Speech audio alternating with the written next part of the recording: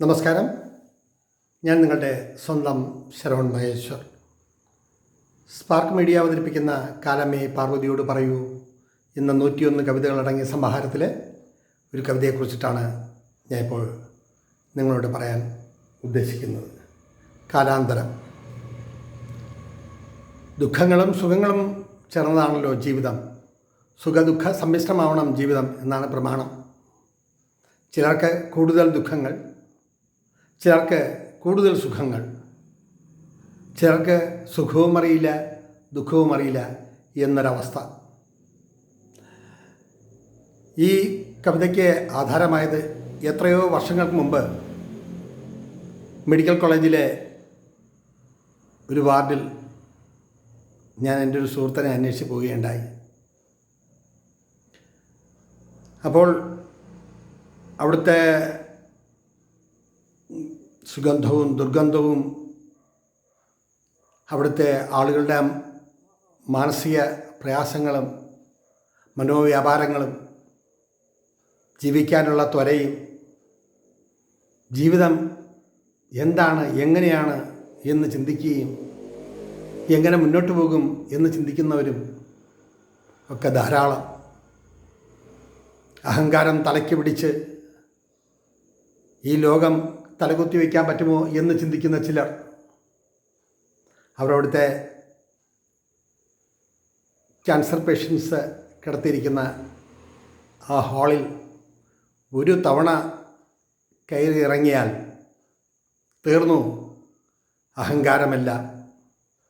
ഇതൊരു വേദാന്തമൊന്നുമല്ല, ഞാൻ കണ്ടൊരു കാഴ്ചയാണ്. സുഖവും സൗകര്യവും പണവും പ്രശസ്തിയും വ്യാപ്തിയോളം ഉള്ള ഒരാളും അതിനുള്ളിൽ ജീവൻ തിരിച്ചു കിട്ടുമോ, ജീവൻ ഇവിടെ അവസാനിക്കുമോ എന്ന് അർത്ഥശങ്കയ്ക്കിടമില്ലാതെ ആ കണ്ണുകൾ വിളിച്ചു പറയുന്ന കാഴ്ച നേരിൽ കണ്ടിട്ടുണ്ട്. ഇവിടെ ദുഃഖങ്ങളുടെ കെട്ടഴിക്കുകയൊന്നുമല്ല. മനുഷ്യർ എല്ലാവരും ആഗ്രഹിക്കുന്ന സുഖമാണ്. ദുഃഖത്തിലൂടെ സുഖത്തിൻ്റെ വാതായനം തുറക്കാൻ ശ്രമിക്കുക. ദുഃഖത്തിലൂടെ ദുഃഖങ്ങൾ വരുമ്പോൾ അവയെ മന്ദസ്മിതത്തോടെ നേരിടാൻ കഴിയുക. ഞാൻ അനുഭവിച്ച ഒരുപാട് അനുഭവങ്ങൾ.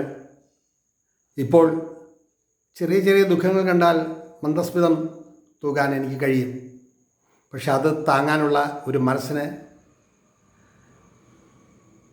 കെട്ടിടത്തിന് മതിൽ കെട്ടും മാതിരി സിമൻറ്റും വെള്ളവും എല്ലാം ചേർത്ത് കട്ടകളെ പൂശി വൃത്തിയാക്കിയതുപോലെ മനസ്സിന് തയ്യാറെടുത്ത് കഴിഞ്ഞു എന്ന് വേണം പറയാൻ.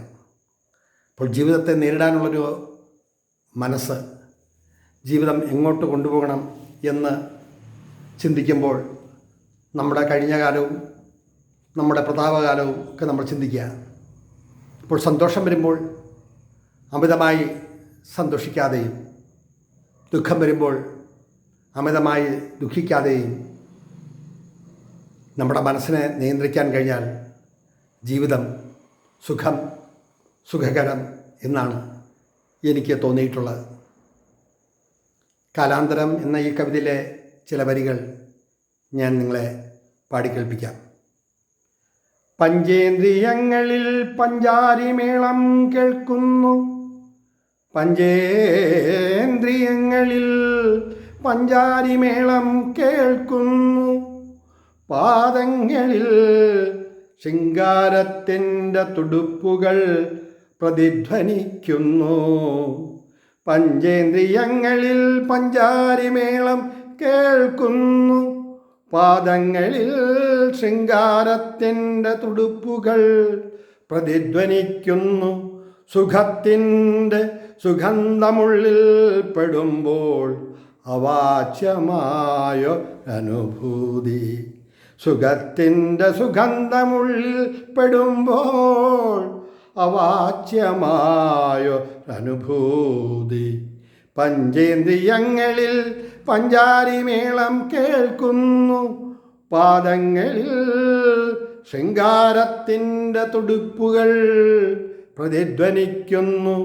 സുഗന്ധത്തിൻ്റെ സുഗന്ധമുള്ളിൽ സുഗന്ധമുള്ളിൽ സുഖത്തിൻ്റെ സുഗന്ധമുള്ളിൽ പെടുമ്പോൾ അവാച്യമായൊരനുഭൂതി ഇത്തരത്തിൽ പറയാൻ കാലത്തെ മുന്നിൽ നോക്കിപ്പോയി.